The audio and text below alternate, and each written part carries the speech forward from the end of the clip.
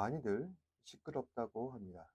아시다시피 종묘가 세계 문화유산으로 지정되었다고 하는데 근래에 들어와서 높은 건물을 종묘 근처에 세우려고 하는 계획이 있어 만약에 그 건물을 세울 시에 종묘의 경관을 해치기 때문에 세계 문화유산을 지정하는 곳에서 종묘를 세계 문화유산에서 등록 해제할 수도 있다고 우려와 경고의 메시지를 보내온 것입니다. 그럼 종묘는 무엇일까요?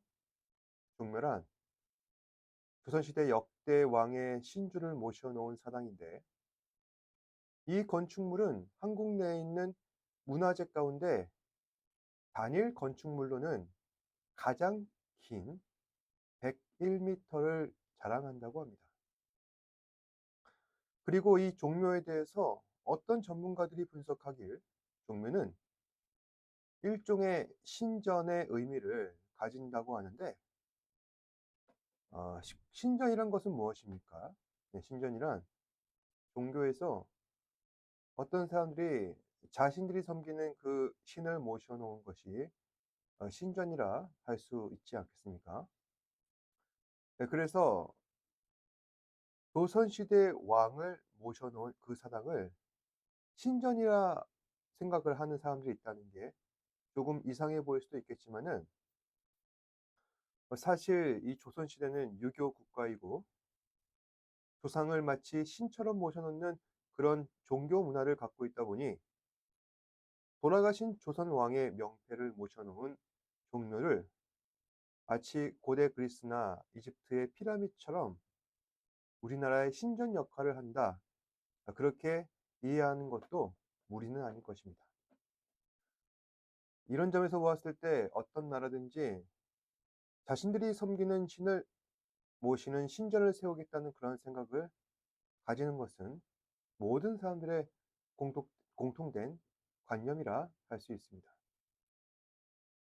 앞서 말씀드린 그리스 신전이나 피라미드와 같은 경우가 그렇고 또 영국의 유서 깊은 유적으로 알려진 헨지 스톤도 과거 고대의 신을 모셔놓은 신전이라는 해석도 있기에 이처럼 어느 시대든 어느 사회든지 신전을 세워서 신을 모시는 그런 관념을 다 갖고 있는 것입니다.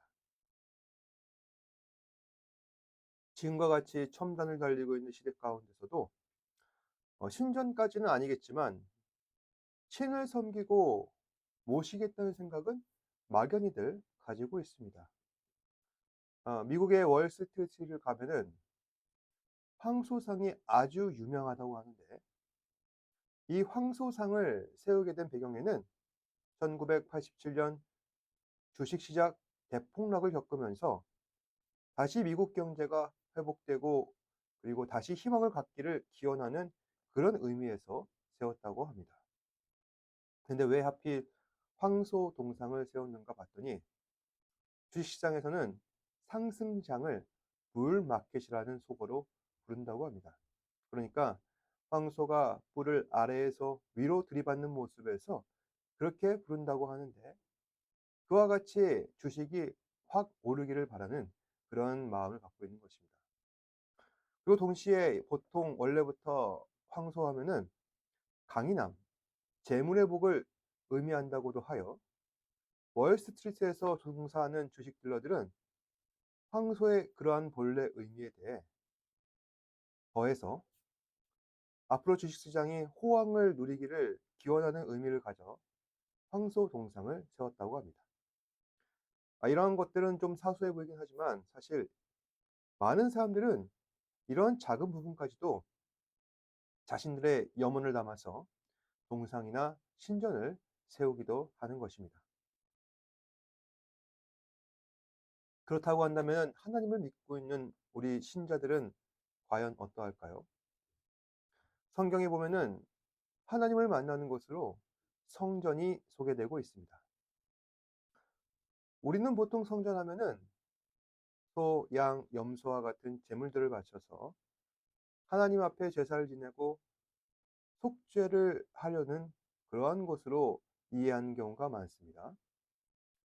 사실 성전은 기능적으로만 보았을 때 그런 일을 하는 곳이 맞죠. 하지만 본질적으로 생각하자면은 그것은 성전이라 보기에 부족한 부분이 있다는 것입니다. 그럼 성전은 대체 어떤 곳일까요? 성전은 단지 제사만 드리는 곳이 아닙니다. 성전의 목적은 하나님을 만나는 것입니다. 출애굽기 25장 21절에서 22절 말씀해 보시면은 이렇게 기록되어 있습니다. 속죄소를 궤 위에 얹고 내가 내게 줄 증거판을 궤 속에 넣으라. 거기서 내가 너와 만나고 속죄소 위 곧 증거궤 위에 있는 두 그룹 사이에서 내가 이스라엘 자손을 위하여 내게 명령할 모든 일을 내게 이르리라. 이 말씀이 어떤 의미냐고 한다면은 하나님께서는 애굽에서 나온 이스라엘과 모세를 향해 성막을 지으라 명령을 하셨는데 그 성막 안에는 성소와 지성소가 있고 지성소에는 십계명 두 돌판을 담은 언약궤가 놓여져 있는데 그 언약궤의 뚜껑은 그룹이라고 하는 아주 기이한 두 생물이 언약궤 뚜껑 양쪽에 세워져 있고 그리고 그 두 그룹은 날개를 펼쳐서 서로 마주보고 날개 끝끼리 맞추고 있습니다. 하나님께서는 또 말씀하시길 그 날개가 맞닿는 곳을 속죄소라 부르시는데 그 속죄소 위에 두 그룹 사이에서 이스라엘 전체를 대표하고 있는 대제사장을 만나심으로 앞으로도 계속해서 이스라엘과 만나시겠다는 것입니다. 이것은 하나님께서 이스라엘과 하신 중요한 약속이었다는 것이죠. 그리고 이러한 광야 시대의 성막은 왕정 시대의 성전에 대한 약속으로 이어져서 이제는 성전에 언약궤를 두시고 그 언약궤 사이 속죄소에서 하나님께서는 하나님의 백성들과 만나 주시게 됩니다. 그래서 성전에서는 하나님 백성들이 자신들의 죄를 속죄하고 하나님 앞에 제물도 바치기도 하겠지만은 결국 그 모든 제사의 목적은 하나님을 만나는 데 있다는 것입니다. 그래서 성전은 단지 제사만 드리는 곳이 아니라 하나님을 만나는 곳이라 할 수 있습니다. 그런데 오늘 말씀해 보시면은 하나님께서 택하셔서 기름 부음 받은 왕 다윗이 나단 선지자에게 다음과 같이 전합니다. 왕이 선지자 나단에게 이르되 볼지어다 나는 백향목 궁에 살거든 하나님의 궤는 휘장 가운데 있도다. 다윗이 나단 선지자에게 이 같은 말을 전한 이유는 무엇 때문일까요?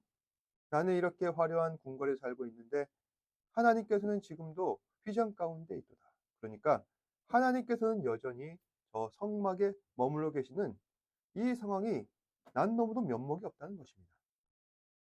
사실 사람의 마음으로는 얼마든지 그렇게 생각할 수도 있겠죠.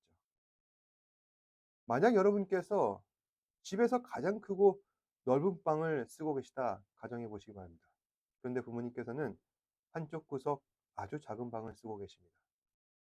과연 여러분 마음이 편하겠습니까? 지금 다윗은 자신의 상황이 이렇다는 것입니다. 나는 이렇게 대리석이 깔리고 넓고 여유로운 공간에 편하게 지내고 있는데 하나님께서는 성막, 그러니까 텐트를 치고 지내신다니 바늘방석도 이런 바늘방석이 없는 것입니다.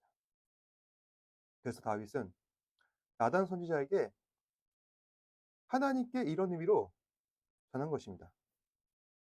나는 하나님의 성전을 짓고 싶다.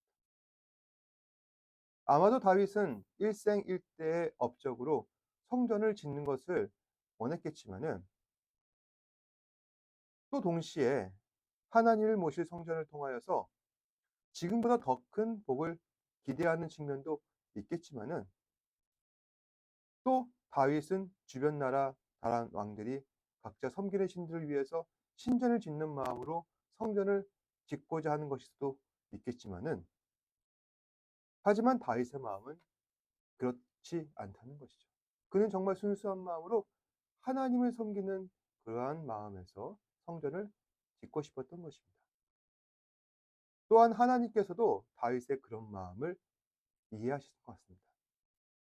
오늘 말씀에서 보시면은 하나님께서는 다윗의 말을 전한 나단 선지자의 말을 들으시고 나단 선지자에게 다음과 같이 말씀하셨는데, 이 말씀을 통해서 하나님께서 다윗의 말에 어떻게 반응하신 것인지 이해하실 수가 있습니다.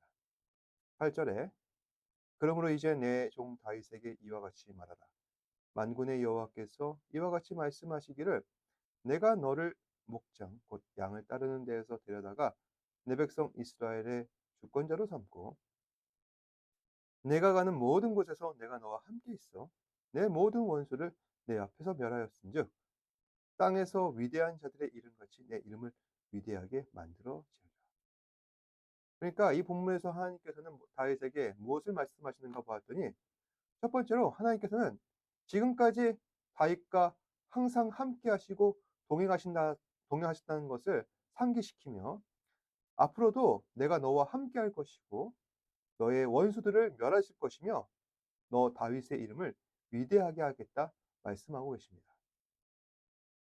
이거는 정말 왕이라고 한다면은 누구든지 바랄 수밖에 없는 큰 소망이라 할 수 있겠죠. 왕은 어떻습니까? 전쟁터에 나가면 싸움에서 늘 승리하길 바라는 것입니다. 그래서 많은 땅을 얻고 더 크고 더 부강한 나라로 세우는 것을 모든 왕들은 기대하고 있습니다.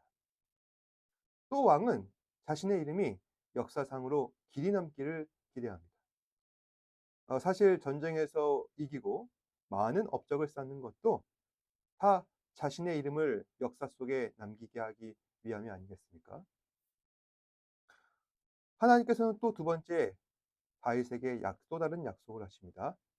"내가 또 내 백성 이스라엘을 위하여 한 곳을 정하고 그를 심고 그를 거주하게 하고 다시 옮기지 못하게 하시며 악한 종류로 전과 같이 그들을 해하지 못하게 하여 전에 내가 사사에게 명령하여 내 백성 이스라엘을 다스리던 때와 같이 아니하게 하고 너를 모든 원수에게서 벗어나 편히 쉬게 하리라." 그러니까 하나님께서는 더 이상 이스라엘이 흔들리지 않도록 이스라엘이 살고 있는 땅에 영원토록 거주하게 하시고 그 백성들은 안전하게 보호하실 것을 다윗에게 직접 약속하셨다는 것입니다. 이전에 이스라엘 상황은 어땠습니까? 항상 불안했습니다. 광야 시대만 하더라도 한 곳에 머무르지 않고 계속해서 구름 기둥과 불 기둥을 따라 움직여야만 했습니다. 물론 하나님께서 그런 이스라엘을 앞으로도 계속해서 지켜주실 테지만, 그럼에도 주변 나라들과 사나운 짐승들이 습격하러 오지 않을까 항상 걱정이었습니다. 하지만 이제 가나안 땅을 얻어서 그들은 어디 가지 않고 계속해서 그 땅에 거주할 수 있게 되었으니 이스라엘은 이제 모든 것이 다 안심인 것입니다. 하나님께서는 이제 더 이상 이스라엘에게 "너희는 어디 가지 않는다. 너희는 평생 동안 여기서 살면 된다." 그렇게 안심시키고 계십니다.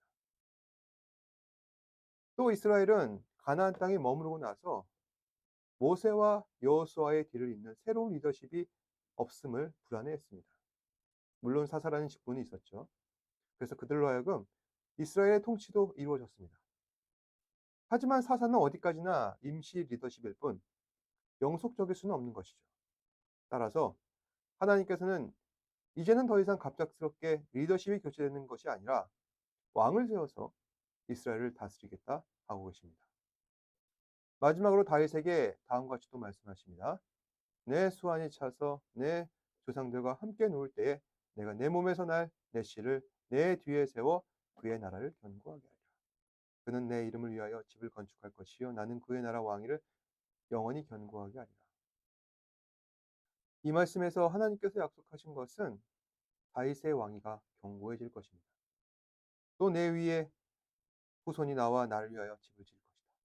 한마디로 다윗의 왕위는 사울처럼 흔들리지 않을 것이며, 또한 성전의 경우 다윗이 그 성전을 직접 세울 리는 없겠지만 다윗의 후손이 세우게 될 것이니 너는 신경 쓰지 말고 이제까지처럼 왕으로서 하나님께서 맡겨주신 나라를 잘 통치하며 백성들이 하나님을 잘 섬길 수 있도록 다스리라는 것입니다.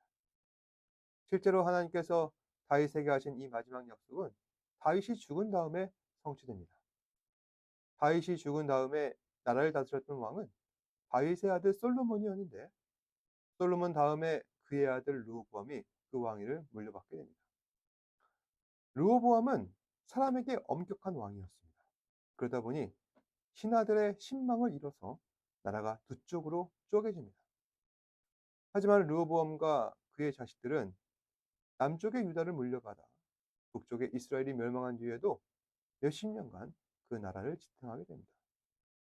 결국 하나님께서 약속하신 대로 다윗이나 솔로몬이나 르호보암이나 그 뒤에 어떤 왕이 세워져서 아무리 그들이 큰 잘못을 저지른다 할지라도 하나님의 약속 때문에 나라가 이만큼이나 유지될 수 있게 되는 것입니다. 또 한 가지 남은 약속, 내 뒤에 또 다른 사람이 하나님을 위하여 성전을 세우겠다는 이 약속. 이 약속은 다윗의 아들 솔로몬이 계승을 하게 되는데, 솔로몬은 실제로 그 나라의 영토를 역사상 가장 많이 확장한 왕이었으며, 또한 가장 지혜롭고 가장 많은 부귀와 명화를 누린 왕으로서 잘 알려져 있습니다. 그랬던 솔로몬이 이제는 예루살렘에서 가장 화려한 솔로몬 제1성전을 세우게 되는데, 이 성전은 주변 나라들로부터 최고급 목재와 석재와 금은 보화를 공수받아 세워진 성전이라 할 수 있습니다. 이처럼 하나님께서는 다윗에게 세 가지를 약속하시고, 그리고 이 약속은 다윗이 재위하는 동안, 그리고 다윗이 죽은 다음에도 계속해서 이루어지게 됩니다. 그래서 성경에서는 이 약속을 하나님께서 다윗에게 하신 약속, 즉 다윗 언약이라 부르는 것입니다. 그런데 이 다윗 언약은 단지 역사적인 성취뿐만 아니라 영적인 성취와 의미를 갖고 있기도 합니다.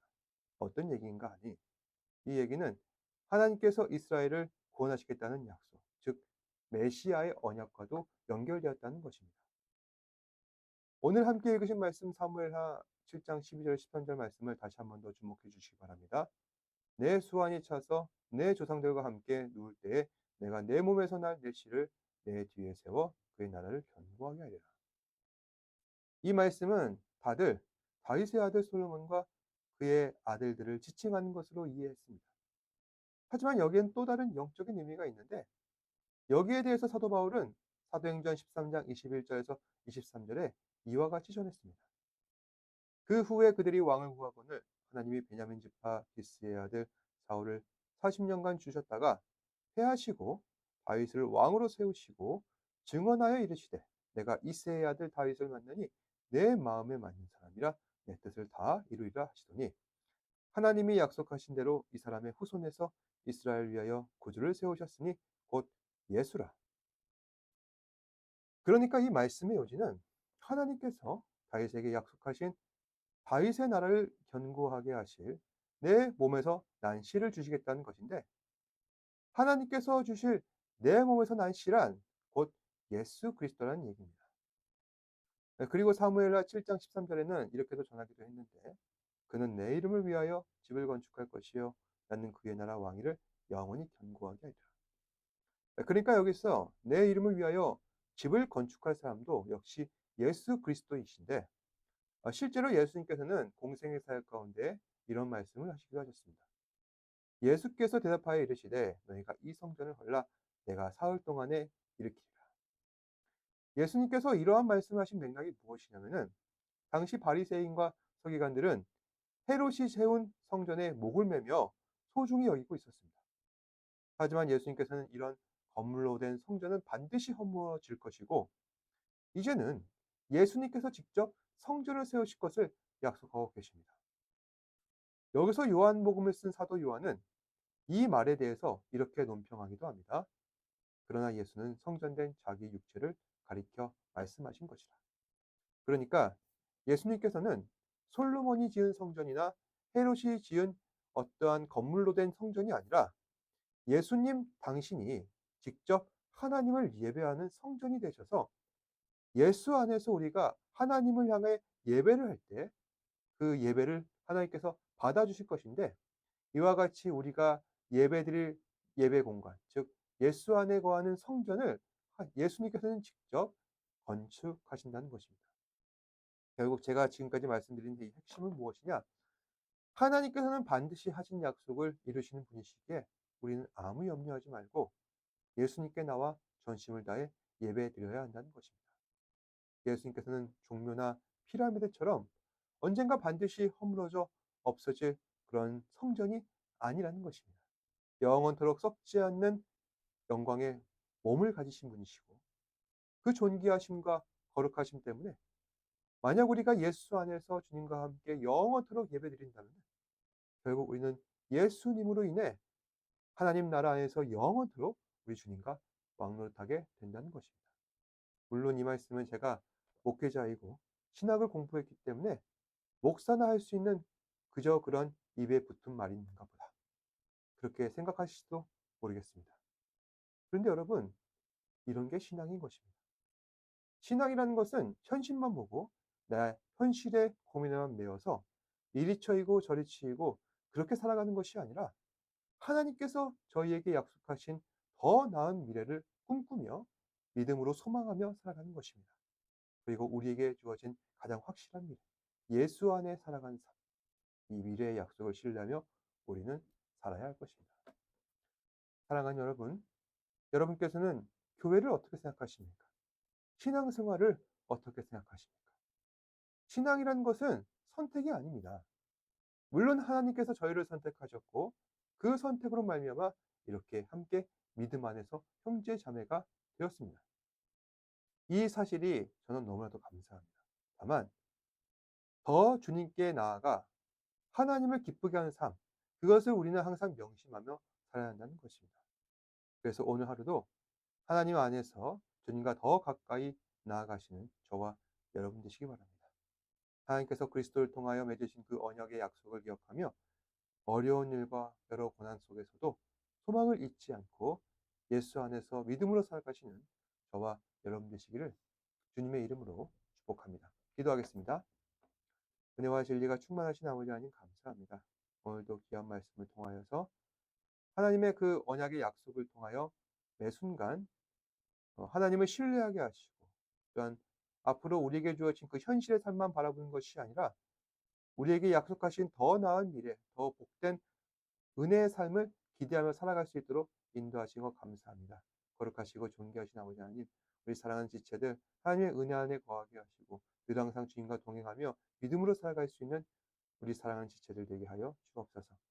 모든 말씀 예수님 이름으로 기도드립니다. 아멘. 하늘에 계신 우리 아버지여, 이름이 거룩히 여김을 받으시오며 나라가 임하옵시며 뜻이 하늘에서 이루어진 것 같이 땅에서도 이루어지이다. 오늘 우리에게 일용할 양식을 주시옵고 우리가 우리에게 죄 지은 자를 사하여 주신 것 같이 우리 죄를 사하여 주시옵고 우리를 시험에 들게 하지 마시옵고 다만 악에서 구하시옵소서.